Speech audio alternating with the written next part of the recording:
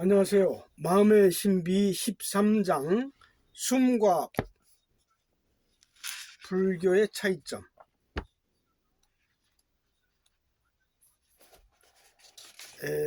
불교는 나라고 하는 심리 현상을 다룬 국한된 종교일 뿐 그 이상의 경지는 없다. 나라고 하는 심리 현상의 영문 표기는 에고, 자아이다. 불교는 마음이 가지고 있는 여러 가지의 심리적인 현상 중에서 특히 나라고 하는 부분을 전문적으로 다루었다. 따라서 이 나라고 하는 심리 현상만을 정복해 놓으면 그것이 곧 진화를 깨달은 견성의 경지요 부처가 된 것이다. 만약에 진리를 가르치는 종합대학이 있다면 학과 중에서 심리학에 국한된 학문이라 할 것이다.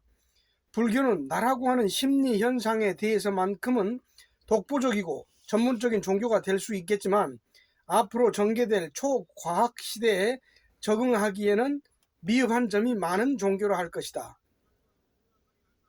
전 세계적으로 볼 때 불교와 같은 독특한 특성을 지닌 종교는 찾아볼 수가 없다.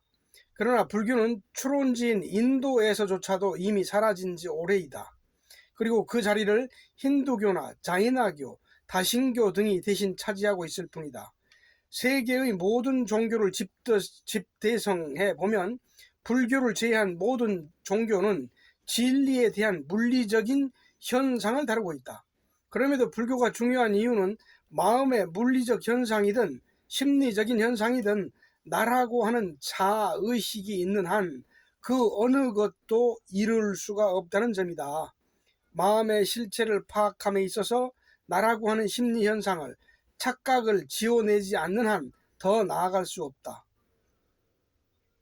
굳이 세상에 나와 있는 종교를 크게 분류해 보자면 심리적인 현상을 다루는 계열과 신을 물리적인 존재라고 가르치는 계열로 다룰 수 있다.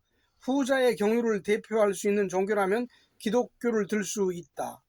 기독교는 하나님을 물리적인 존재라고 가르치고 있지만 내용으로 볼 때 심리적인 현상에 대한 접근을 하고 있지 못하고 있는 상태이다.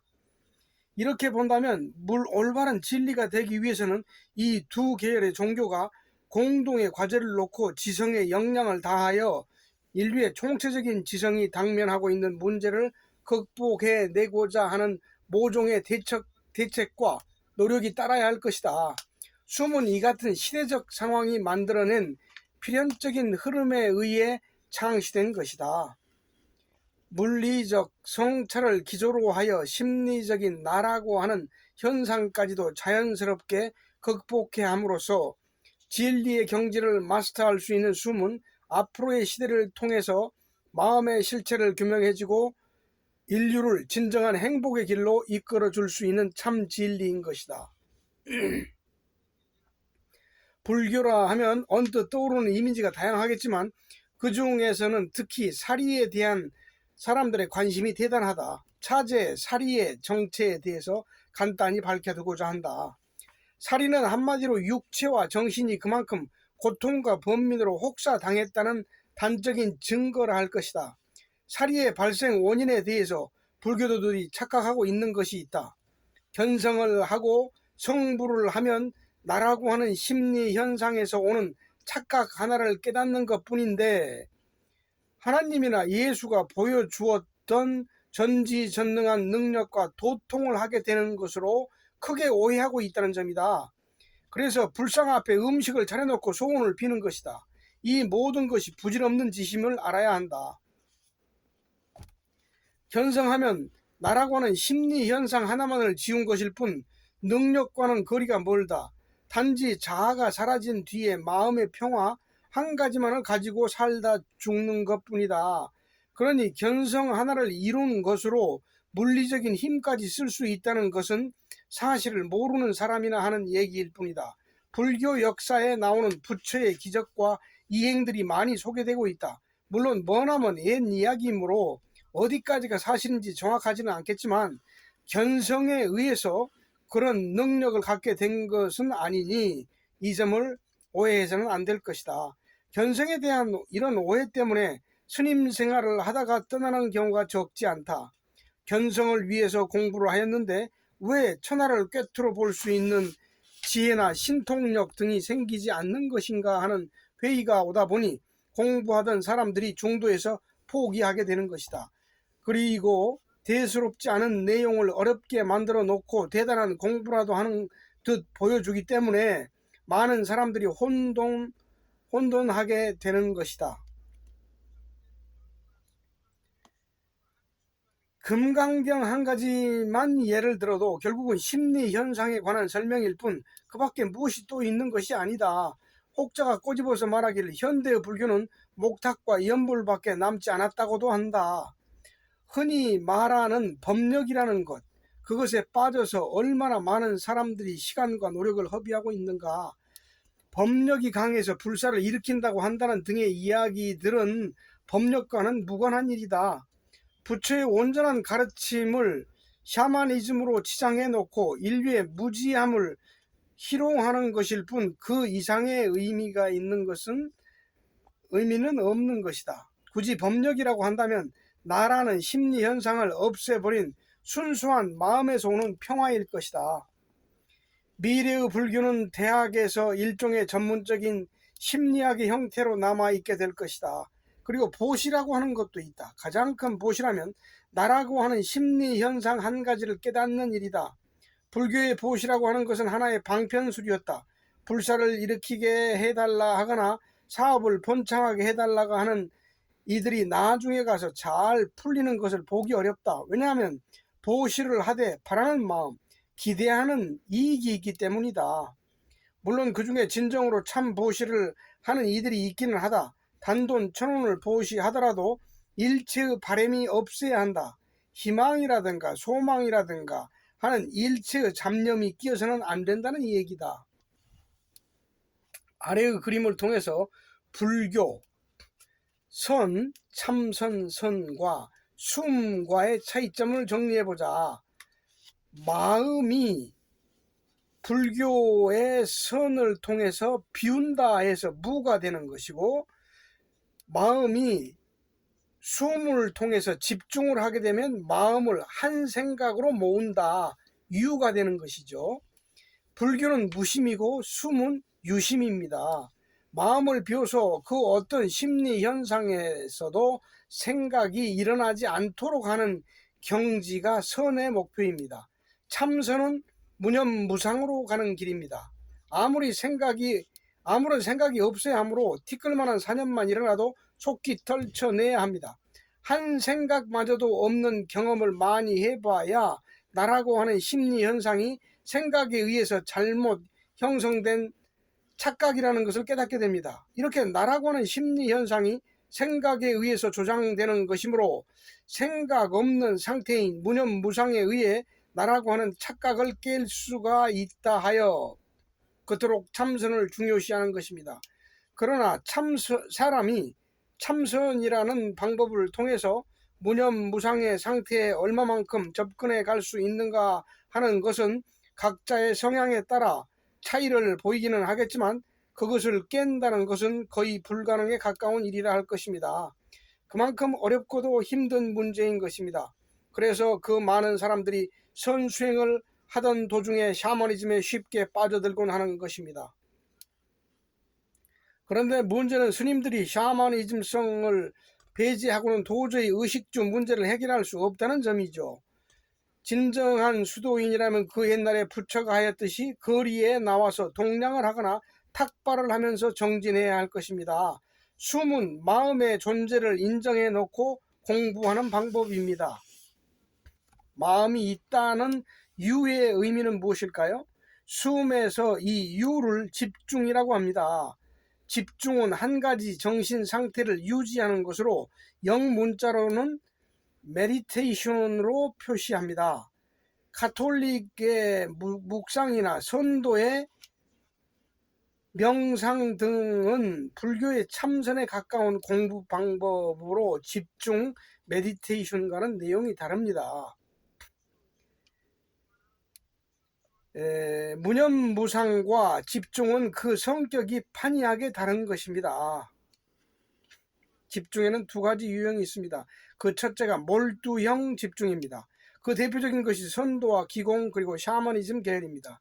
이것은 어떤 능력을 얻기 위한 목적을 가지고 있습니다. 두 번째 방법은 지금까지 전례가 없었던 숨이라는 휴식형 집중입니다. 숨은 마음을 바꾸고 고치는 것을 목적으로 합니다. 참에 품여 안겨 있다는 과학적인 사실을 인정하는 것이 공부의 시작입니다. 1품에서 3품까지는 안김이라고 하는 집중의 연속입니다.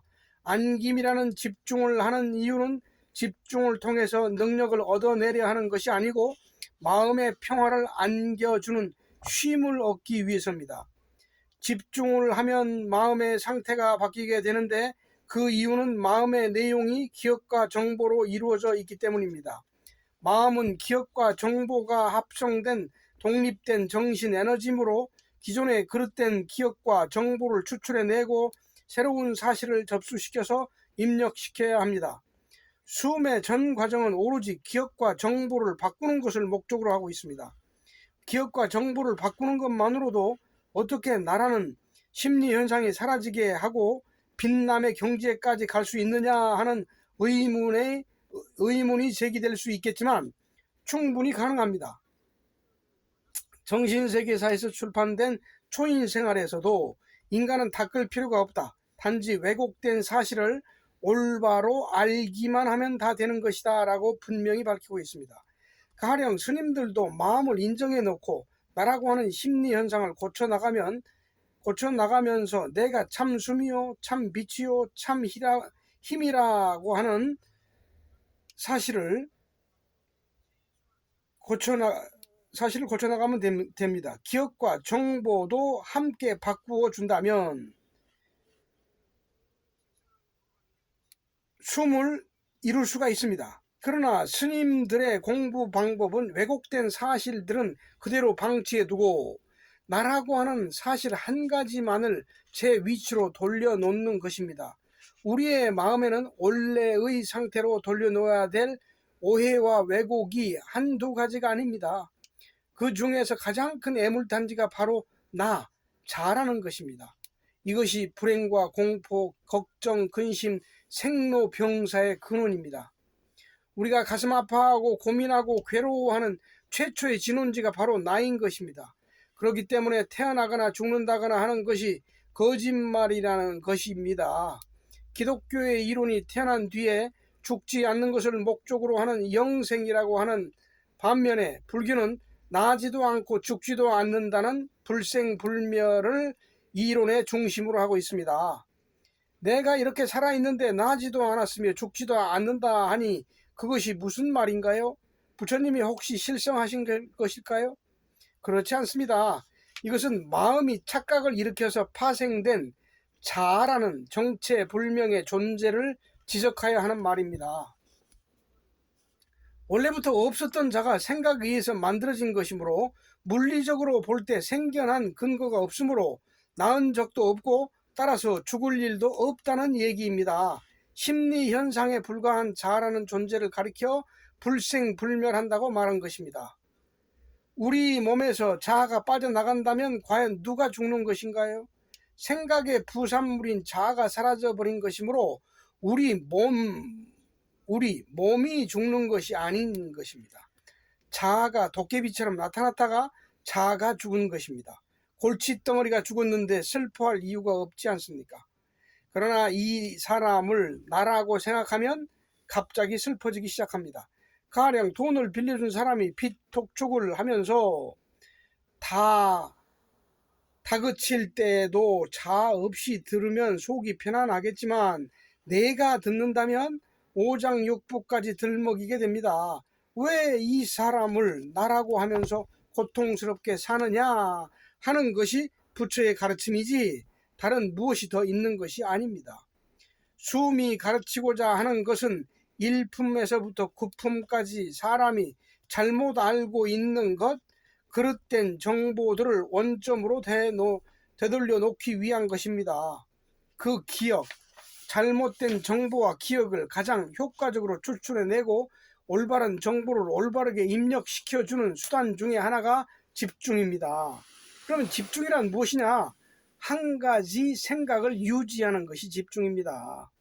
사람의 정신 구조라는 것은 한 가지 생각만을 계속하다 보면 그 생각에 의해서 형성되어지는 일련의 정신적인 차원이 형성됩니다.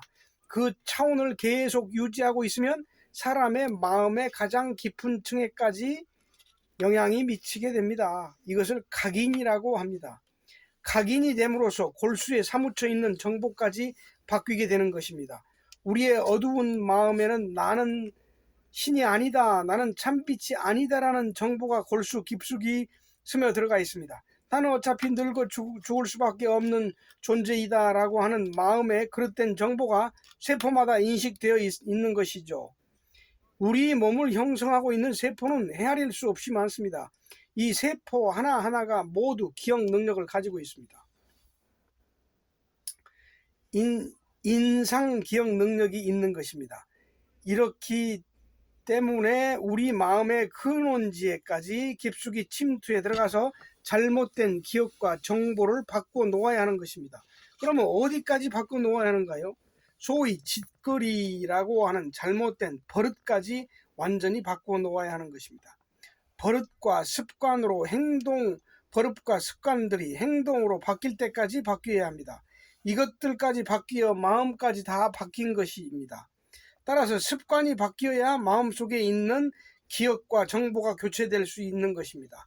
버릇과 습관이 바뀌게 되면 그것이 바로 정보가 교체됐다는 증거인 것입니다.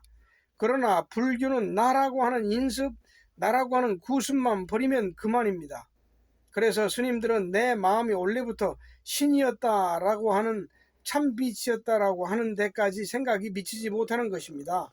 그렇기 때문에 깨달음을 얻었다 해도 고통스럽게 살다가 늙어서 죽게 되는 것입니다. 자아라고 하는 것이 인간의 가장 큰 문제이긴 하지만 그것 하나만 해결된다고 해서 될 일이 아닙니다. 마음의 과학적인 구조를 완전히 파악하고 해결해내야 되는 것입니다. 그리고 선이라든가 샤머니즘 계열의 수도자들은 본인이 죽을 고생을 하면서도 자기 마음속에 있는 기억과 정보 교환을 할 생각은 하지 못하고 오직 몰두에만 매달려 신통력을 만들어내려 합니다.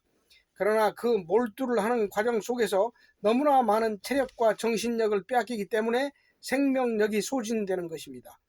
인위적으로 정신력을 도모한다는 것이 그리 간단한 일이 아닙니다. 하룻밤의 정신 집중을 통해서 보통 10kg, 20kg에 달하는 체중이 빠져나갑니다. 한 이틀 날을 잡아서 공부를 해보면 그야말로 뼈만 앙상해질 정도가 됩니다. 예스는 그 노력에 의해 정신력이 소모되는 것입니다. 그러니 얼마나 고통스럽겠는가요? 일찍 죽게 될 수밖에 도리가 없는 것입니다. 다시 본론으로 들어갑시다. 마음이 완전히 바뀔 때까지 계속 집중하고 있는 것이 숨입니다. 마음을 가장 잘 바꿀 수 있는 방법은 집중입니다. 사람이 마음의 질을 이루고 있는 기억과 정보의 교환이라는 필요성만 있을 뿐입니다. 그 올바른 기억과 정보가 숨의 교육 과정에서 숨뜻이라고 합니다. 숨은 마지막 고품에 이르기까지 무가 아닌 유입니다. 몸숨에서부터 얼숨에 이르기까지 참으로 앉아 있다는 것을 명심하고 앉아 있어야 합니다. 참으로 앉아 있는 그 가운데에서 자연적으로 구경무심이 일어나게 되며 자아는 이미 그 전에 떨어져 나갑니다. 쉬운 길을 가다 보니 불필요한 마음의 착각과 오해들이 자연히 떨어져 나가는 것입니다. 불교의 고승들에게는 이러한 사실들이 관철되기 어렵습니다. 그들의 관념 속에서 선이야말로 최선의 수행 방법이라는 생각이 완고하게 자리 잡고 있기 때문입니다. 깨달았다고 해서 풍수질이라든가 역학 기타의 지혜가 열리는 것이 아닙니다. 이것은 엄청난 넌센스입니다. 견성을 하기만 하면 모든 것을 다 알게 된다는 착각이 오늘날의 불교를 만들어 놓은 것입니다. 숨은 끝까지 참으로만 앉아 있는 것입니다. 무심은 그 속에서 저절로 일어납니다. 그러나 무심만을 목적으로 앉아 있으면 골병이 들게 됩니다. 마음이 엄연한 에너지이기 때문에 숨을 통해서 저 에너지가 고에너지로 바뀔 수 있는 것입니다. 내가 없다는 것을 깨달았다고 해서 마음 에너지가 바뀌는 것이 아닙니다. 그저 조금 바뀔 뿐입니다. 부처가 이르기를 진정한 초능력은 나 없음을 깨닫는 것이라고 하였습니다. 마음은 기억과 정보의 화합물입니다. 그러므로 기억과 정보의 화합물을 바꾼다면 온전한 능력을 쓸 수 있게 됩니다.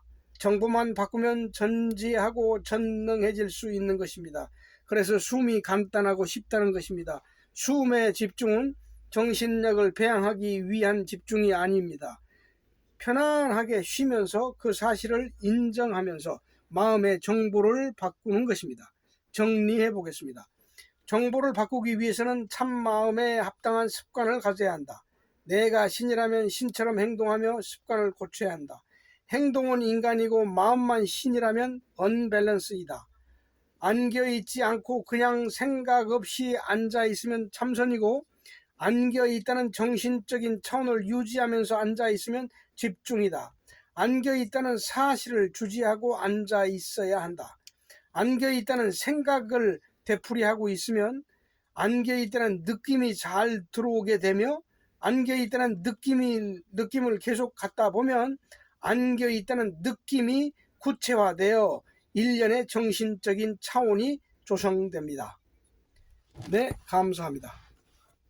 다음은 14장 반야심경과 명상하겠습니다.